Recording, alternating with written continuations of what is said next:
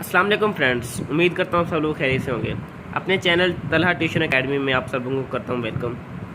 तो आज हम पढ़ेंगे ट्रांसपोज। एक मैट्रिक्स में ट्रांसपोज क्या होता है। सबसे पहले हम इसकी डेफिनेशन को पढ़ लेंगे, उसके बाद इसके कुछ क्वेश्चन को हम हल करके देखेंगे, एग्जाम्पल्स को, ताकि हमें कम्प्लीटली इसके बारे में इल्म हो जाए। सबसे पहले हम इसकी डेफिनेशन पढ़ते हैं, जैसा कि आप स्क्रीन के सामने आप देख सकते हैं। Transpose of a matrix can be obtained by interchanging. Transpose किसी भी मैट्रिक्स का ट्रांसपोज हम हासिल कर सकते हैं by interchanging rows and columns.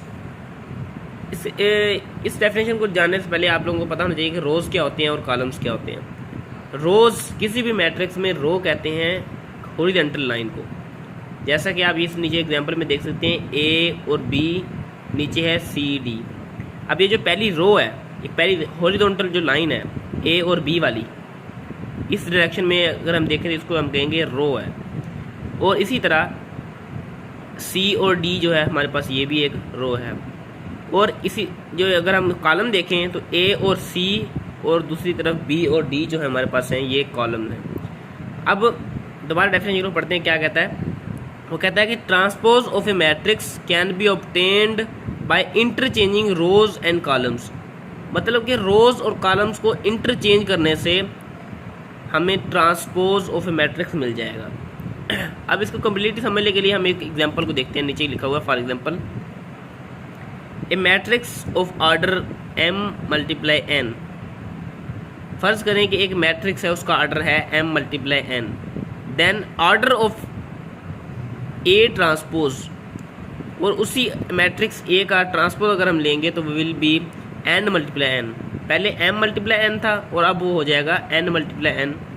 तो इसको हम कहेंगे ये उसका ट्रांसपोज हो गया। अब इसको एग्जांपल में देखते हैं। फर्ज करें कि a इज इक्वल टू हमारे पास है ए बी और सी डी, ये हमारे पास कुछ एलिमेंट्स हैं।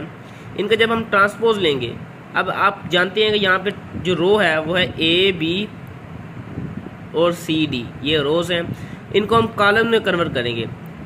जहाँ ए के साथ बी ऊपर था, अब बी नीचे आ जाएगा, और सी नीचे था, अब ऊपर आ जाएगा। मतलब कि इनकी सिर्फ रो को कॉलम में चेंज करने से हमारे पास ए का ट्रांसपोज हो जाएगा।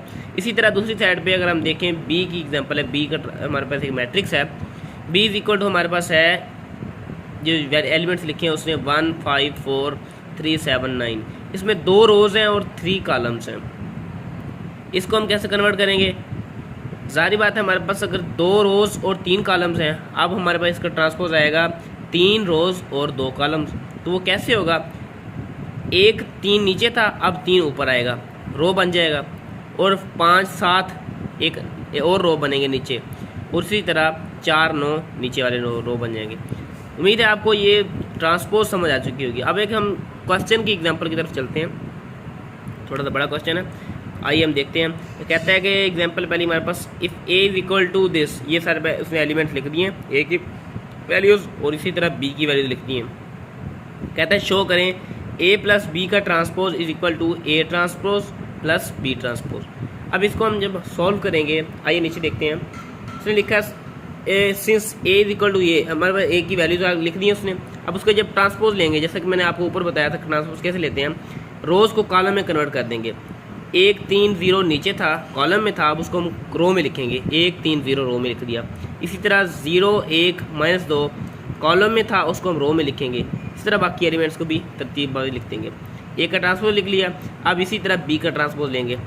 ये देखिए उसने बी का ट्रांसपोज भी लिख लिया। अब हम जब नीचे आते हैं, अब कहता है उसमें क्वेश्चन में क्या है कि ए प्लस बी का ट्रांसपोज। अब हम ए प्लस बी लेंगे, इन दोनों का ट्रांसपोज को ऐड कर देंगे। हमारे पास ए का ट्रांसपोज भी है, बी का ट्रांसपोज भी है, दोनों को हम ऐड कर देंगे। अब जब देखिए इन सब की वैल्यूज़ को जब उसने ऐड किया है, ये हमारे पास आंसर आ गया है।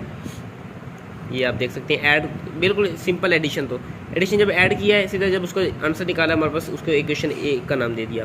अब जब उसको हम मज़ीद दूसरी साइड को सॉल्व करते हैं, तो वहाँ पे ए का ट्रांसपोज अलग और बी का ट्रांसपोज अलग को जब दोनों को ऐड करेंगे तो जवाब बिल्कुल सेम आ जाएगा। इक्वेशन 1 को जब इक्वेशन 2 के इक्वल देखेंगे तो बिल्कुल वैल्यूज सेम है दोनों की। तो हम कह सकते हैं कि from 1 and 2 it is prove that A plus B का transpose is equal to A transpose plus B transpose. उम्मीद करता हूँ आपको पूरा क्वेश्चन समझ आ चुका होगा। ट्रांसपोज के बारे में आपकी क्लियरिटी हो चुकी होगी। इसी तरह की वीडियो देखने के लिए हमारे साथ जुड़े रहिएगा। मिलते हैं ऐसी एक नई वीडियो के साथ, तब तक के लिए अल्लाह हाफिज़।